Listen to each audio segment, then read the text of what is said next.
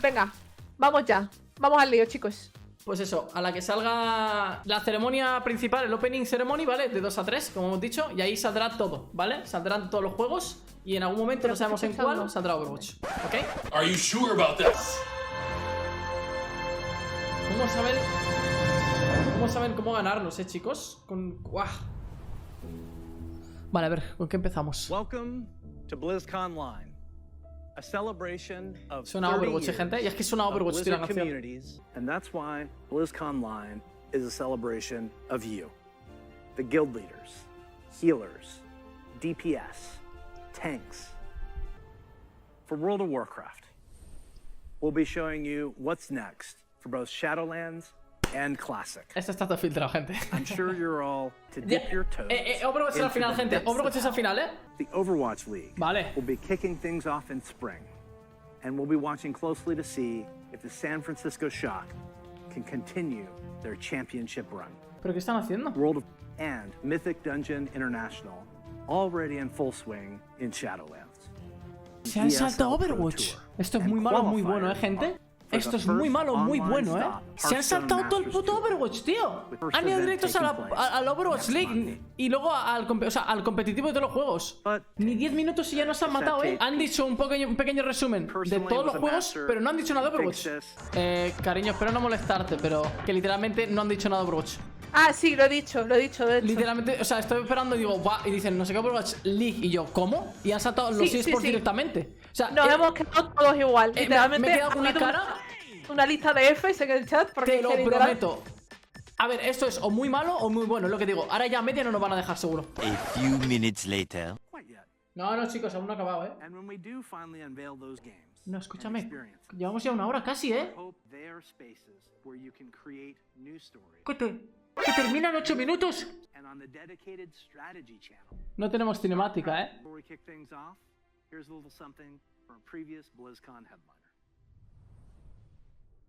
Estoy flipando, tío. Estoy flipando, gente. Estoy puto flipando, chicos. Me hallo sin palabras, tío. No, te prometo que en mi vida me habría imaginado que tendríamos absolutamente 0.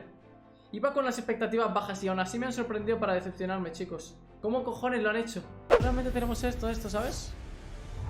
Welcome everybody to BlizzCon. We know that you all want to hear more about Overwatch 2. Allow us to invite you behind the scenes to explain more of what we're doing and why. Everybody, please hit record. Fingers crossed. We lost Scott. It's off to a good start. This is going great. We've been assembling one of the best teams Ya that hemos I visto have esto ever 30 veces, worked tío. with. I'm nervous.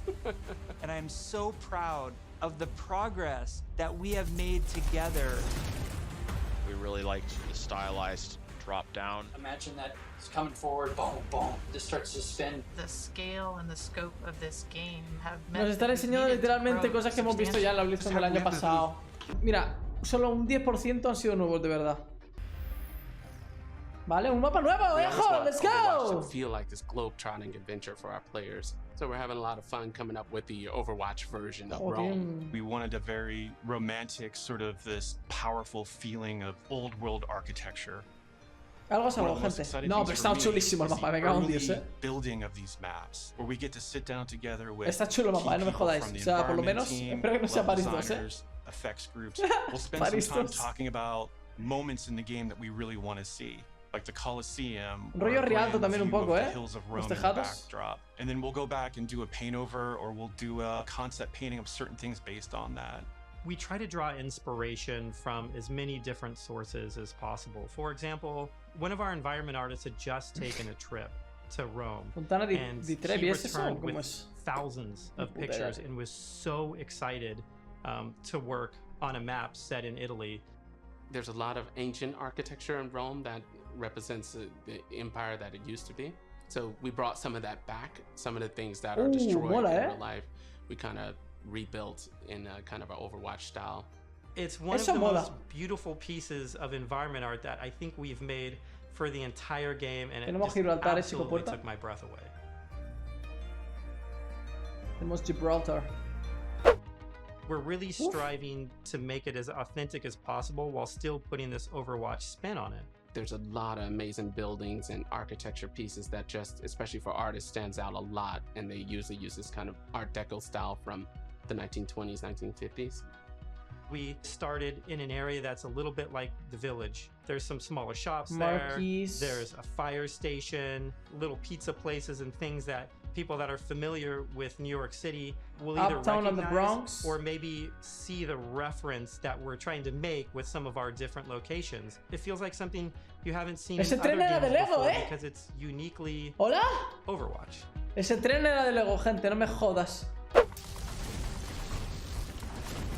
We're also experimenting with the idea we call role passives, which are passive abilities that a hero can have based on what role they are. For example, currently in our internal builds, the tank heroes all have knockback reduction against them, and they also generate less ultimate charge for enemies that are shooting at them. Damage dealing heroes have a movement speed bonus, which is great for flanking around the map. And healing heroes, support heroes have automatic healing that kicks in after they haven't taken damage for a while, very similar to Mercy's passive, but a little bit of a lower rate. One of the more shocking changes that we've been exploring in Overwatch 2 is a change to the tank role entirely.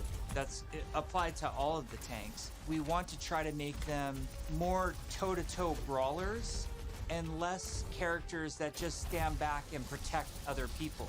So for example, for Reinhardt, we've given him 2 charges of Fire Strike, so he can throw Fire Strikes a lot more aggressively and more often. Also his charge, he's able to cancel it now, and you can steer it more aggressively, so you can, not quite turn a corner, but you can definitely more accurately pin targets. And because you can cancel it, it allows you to use it much more aggressively and, really go after those key targets without feeling like you're going to sacrifice, Van a volver a todos DPS, gente. He's almost more terrifying now with his, be able to unleash his full arsenal more often than No, al revés, al revés.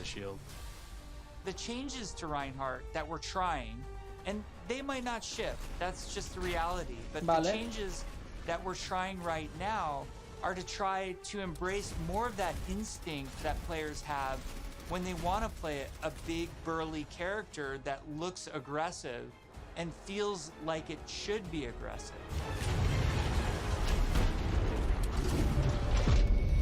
No se lo estoy viendo, gente, Shortly after when we first started working on Overwatch, we spent quite a bit of time working on gunfire sounds and just general combat feel to make it feel really awesome. We're revisiting pretty much everything. Nothing's off the table, so we're looking at even kind of small things such as quick melee attacks that every hero has. So they have kind of new audio pass and a new kind of feel and visual effect when you hit things. One of the bigger efforts we're undertaking for Overwatch 2 is what we're calling our Weapon 2.0 sound pass. What this is a big overhaul to the weapon systems in the game. Yo lo que quiero es que se siga diferenciando las armas, You could feel the ammo running out as you're getting lower on the clip. We've really tried to amplify those sounds to better encapsulate the gameplay and the gunplay that comes with Overwatch 2. Another key for the weapons was getting them to feel like they're in the environment. This meant working with convolution reverb. It's a new system that we've implemented into Overwatch. It's a way that we can capture the acoustics of an environment and transport it onto the sounds that we're using. So we went and captured tales of guns in different environments through our weapon shoots.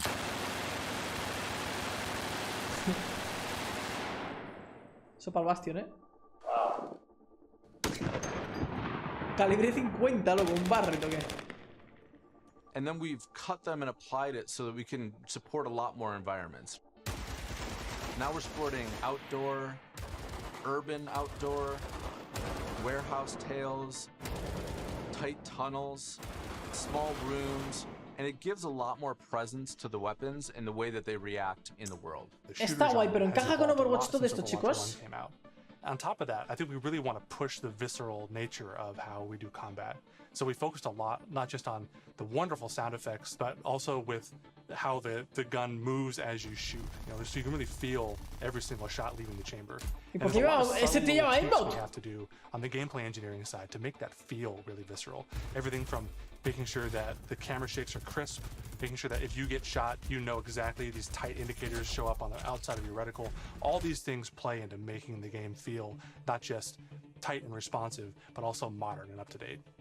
Take 76, for example. What we wanted to do in Overwatch 2 with his weapon was make it really feel incredibly powerful, and that happens with a bunch of different elements that mix together. But it really feels like the gun is almost just outside of your control. A lot of that comes down to this camera shake technology, where every time you fire the weapon, you want to feel like it's running through your entire body. Es full casual todo esto, gente. Every single shot out of the chamber. Es full casual todo lo que están diciendo, tío. Really great. You guys got a sneak peek of Sojourn from last BlizzCon. She's been under development for quite a while, and she's actually quickly at this point become a lot of people's favorites in-house. No es Hitscan, Sojourn, no es Hitscan, repetero, no lo es. Created, el proyectil. There was a lot of heroes that were made from a gameplay standpoint, kind of surrounding a weapon type. For example, Pharah was based on a rocket launcher hero. Widowmaker is clearly like kind of the sniper. We thought there was a weapon that was kind of missing that would be a lot of fun to play with, and that's a railgun. It's so much fun in the playtest to have this really powerful Hostia, tiene shot diferentes that can, tiros, rip through enemies if you really are accurate with it. And she's all about that aim skill. So me gusta, en verdad me gusta ese tipo de disparos, We're still exploring new game modes, and we're also reevaluating older game modes that people are more critical of. You know, we're of the mindset maybe 2CP doesn't exist in Overwatch 2. Ojo! Maybe there's a 2CP no new existe. cool game mode that replaces it. Push. We really want Overwatch 2 to feel like the next evolution, Quitan a el true 2CP, gente. sequel to the first game. Hanamura, Volskaya, Not todo an eso, add-on. It's not a small part. It's not an extension of the original game. This is an evolution and a replacement to the original game, and I think it's exciting. No lo tienen claro todavía, Vale, pero Hero Missions, vamos con las Hero Missions. A ver. Are probably one of the things that's the hardest to wrap your head around if you've never played one of them. Vale. The goal around Hero Missions is for these to be this co-op PvE experience. I personally only play competitive mode. Ha dicho I'm all PvP. about that competition.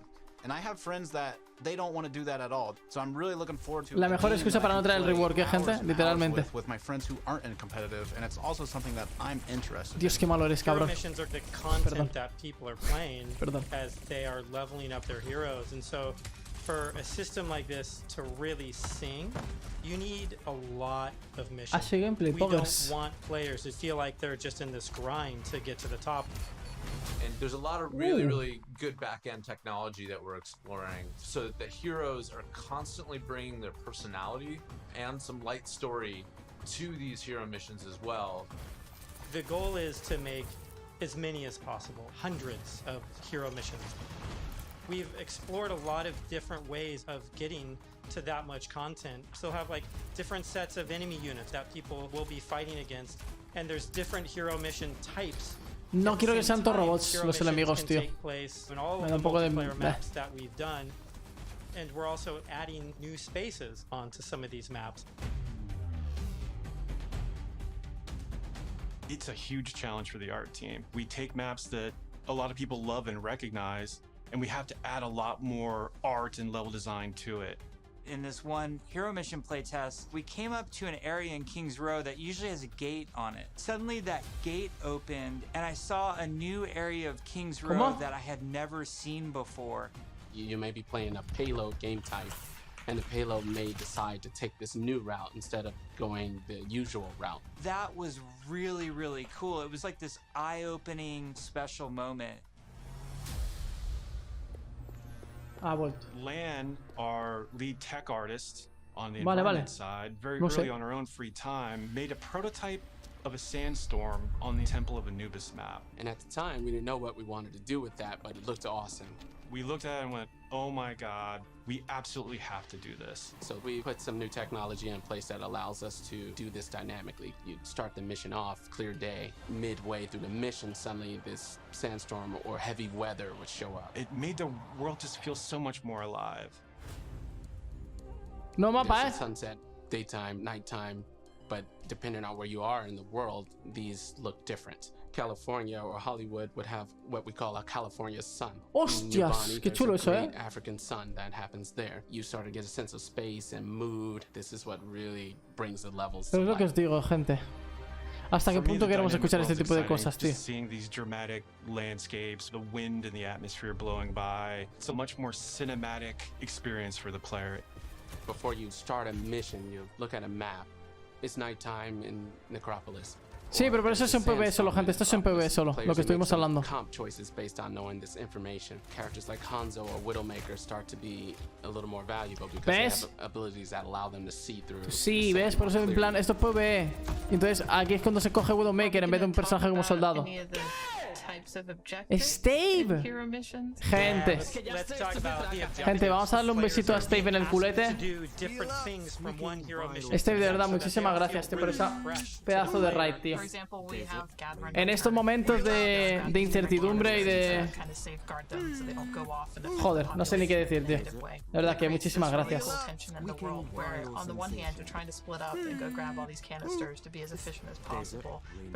Muchas gracias, ¿A Steve se le fue internet? Ahí va. Bueno, bienvenidos a todos los que vengáis de parte de Steve y que sepáis que estamos viendo la Blizzcon, ¿vale? Reaccionando un poquito a lo de Overwatch 2, ¿vale?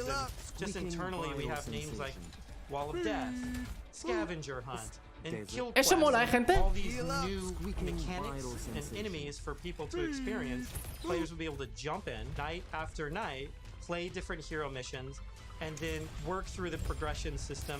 Me gusta que haya como dificultades añadidas, en plan zonas que te prohíben ir, timers, todo eso está guay, tío.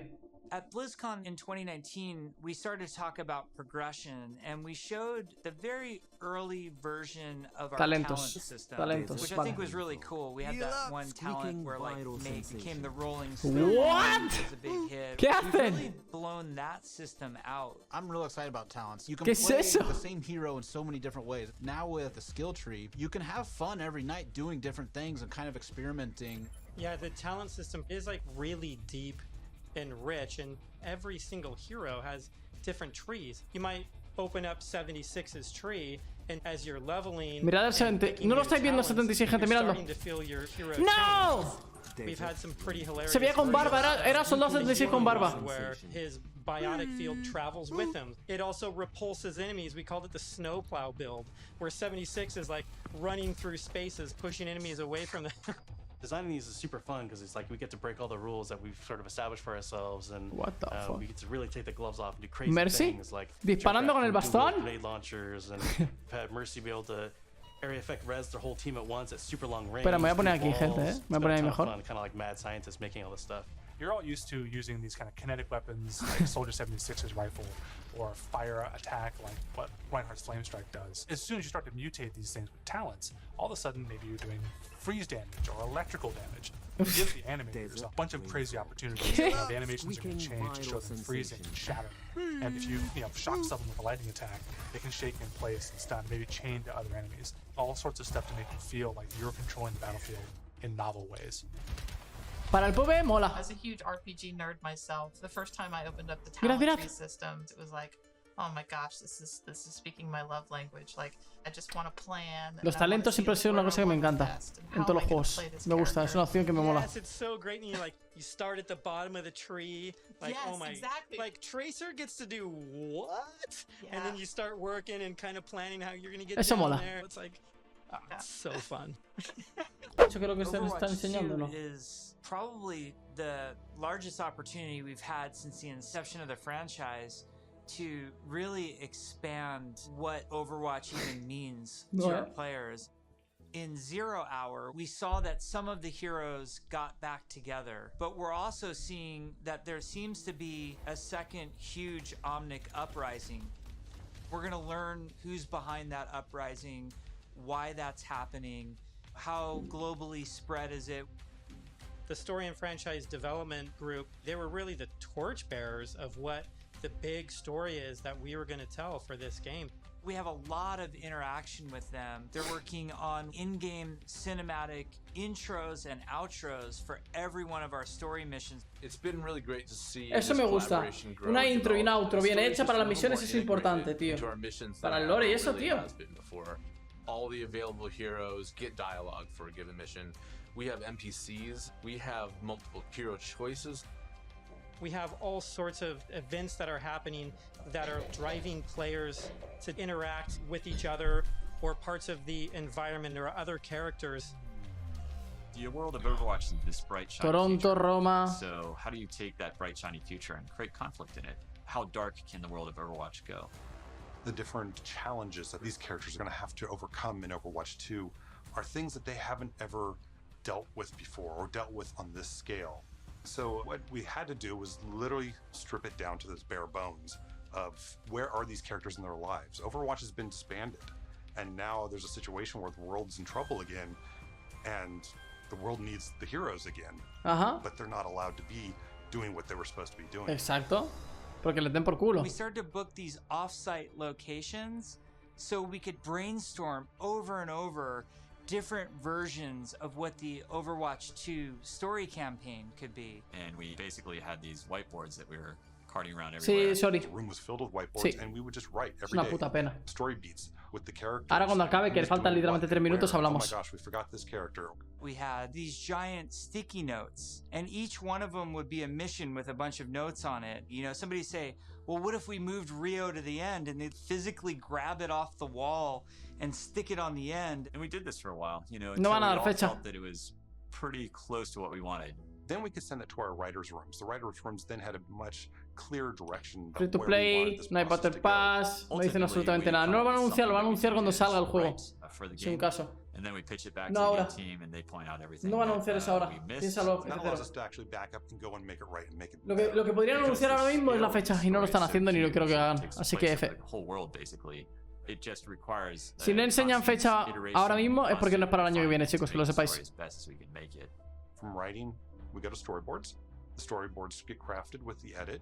From there, it'll go to a previs department where they'll start to flesh it out in 3D. Once we've kind of figured out our camera work and our cinematography, that'll then go to the animation department. Al menos una fecha aproximada, ¿sabes? Sí, exacto. Una... ¿Cómo se dice? Una season. Una... was to figure out how to integrate this story and this narrative with ¿Cómo cojones se llama, tío? So the intro cinematic ends with this huge battle, this huge war. When you get into the game, it has to mesh and feel the exact same way and blend together. We really are also trying to get the music to be equally as consistent from in-game cinematics straight through to the mission. Adam Burgess, our lead composer, has been working with the IGC team, with the game team, developing themes for all of the heroes, all of the locations. As the cinematic director, whatever we're música habrá guay, por lo visto. Porque no paran de hablar de la música. The player's experience going from the cinematic to the gameplay is seamless and it feels like a completely immersive experience. The engineers, we have to find a way to actually make that come to fruition. The choreo tool is a tool that allows people to coordinate different events to happen at the same time. Like in Rio, if you played our demo, one of the buildings explodes, and so that kind of event needs to happen as you're running by, and you need to have it timed because if eso ya lo enseñaron también. Then you don't see it. It allows story moments in missions that interact with. Es lo que os digo, estas cosas ya las enseñaron en la Blizzcon del año pasado, pero están hablando un poquito más deep. Lo que he dicho al principio antes de ver nada absolutamente, porque es que me lo olía. What's also really powerful about choreo is that, you know, if somebody has an idea, they can mock things up really quickly. We got to show the Widowmaker making this awesome introduction. Casey was able to quickly put a really rough prototype in choreo. And Philip would come in and on the fly, he's making quick changes. They play tested something that would normally take weeks. It was done in like a matter of days. Each story mission has its own custom chulo, map built for it. Hay cosas chulas. These maps are absolutely gigantic. India is one of our biggest maps, and it's a fun map because it has a ahora comentamos, chicos, ahora comentamos. Recent comics and characters in the game. We've written a history for each city so that the cities feel lived in. And I think that informs the artists so that they know like what it is that the city has been through. Gothenburg was our chance to show Torbjorn's workshop. Gothenburg, we created a space that kind of fits his height. So there's, you know, step ladders and scalable tables. We designed the space as if we were Torb, you know? Molten steel is pouring out of walls. It's pretty epic. Mapa de Torbjorn, no gente de Gothenburg. Toronto is under siege by Null Sector. When the players arrive here, there's a dynamic snowstorm. So as you make your way through the level, the snow is slowly building up. Suddenly by the end, the characters are caught in this gigantic snowstorm and they must fight. Lo dicho, al final lo del tema de las snowstorms y estas cosas es solo para PvE. this character or that character. So we're designing a lot of systems around how their relationships develop over the course of the story missions in the campaign. We have a cast of many characters, all on screen, all at the same time, and it's fantastic to actually see them all interacting and working together in ways that we've never actually seen. We've always thought about it and hoped for it, but now it's actually happening. It actually requires us to have a whole new branching dialogue system. If you happen to have Genji and Mercy in the second mission of the game, you might get different dialogue that's about their relationship. Eso mola, Depende de lo que hayas escogido. Everybody has fallen in love with, from inside Blizzard to te llevarás unos como cuando escoges personajes antes de empezar la partida que hablan entre ellos, pues algo así, pero para las misiones y con lore. Yo soy en la cena ahora, en verdad, así que no sé. When it comes to something like telling the story of Overwatch, it doesn't just come from a singular person, it comes from a group, and it's a really talented. Muestra mucha diva en Branch, perdón, pero we've been building what we hope is one of the best stories ever. There's some key story moments that I'm really excited about, and I really can't wait to see how people react to it. El arma de Sojourn mola por eso, me gusta. Creo que será un gameplay guay. We've been talking about the game, about this universe. I know you all love it so much. Right now, we can sit down and have a night of Overwatch 2 and have it be a really fun experience. And I think we need some more time till we can say it's perfectly polished in the way that we want it. ¿Cuánto? We've made such incredible strides since we first announced this and showed it to the community at Blizzcon in 2019. The thing that I'm most excited about is that moment when we hand the game over to the players. We want to create something that really moves people, really touches people. That's why we do it. We create the game because we want it to become part of your life and for you to experience it. For Overwatch 2, we're upping the bar. It's kind of 5 games in one. It's a huge undertaking. The new tech and the new aesthetics for the new looks bring you closer to the characters that you love, and we're just getting started. The fidelity of the gameplay experience is much richer. We are making cinematics that push the boundary of what we can do to tell stories. We want this dynamic world. We want things to feel alive. I'm really looking forward to being able to expand the world of Overwatch for our players. Roma será de push, me gusta eso. This epic story. In order to make a game great, it takes time, energy, collaboration. We have just an incredibly professional team of designers and artists and engineers. We just love bringing this world to you guys. So many cool characters. It's just a blast working on it.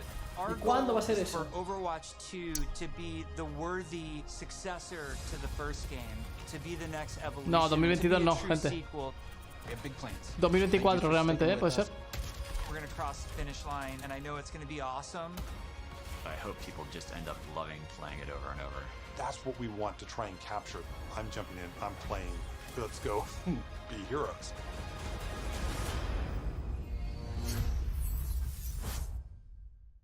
Os lo digo a vosotros ahora, creo que quieren matar al juego. Creo que les da igual el competitivo, creo que no quieren que sea un eSports, creo que no quieren que se hablen... No quieren que se hable del juego como tal. Creo que quieren que sea un juego de for fun, puro y duro. Que la gente entre y se haga sus misioncitas. Que sea un Destiny, realmente, Dalux. Y que el PvP está ahí, porque realmente nos han dado literalmente 5 minutos de PvP. Que entiendo que sea menos que el PvE, porque el PvE es lo que es Overwatch 2. Es la razón por la que han empezado a hacerlo, ¿no? Pero joder, tío. No han dicho absolutamente nada del PvP. Absolutamente nada, tío. Y aparte, chicos, no tenemos nada de la fecha. Absolutamente nada. De hecho, lo único que nos han dicho es we're just getting started. Muy mal. Quiere decir, es muy probable que sea lo de 2024. Voy a hablar con ella a ver qué dice.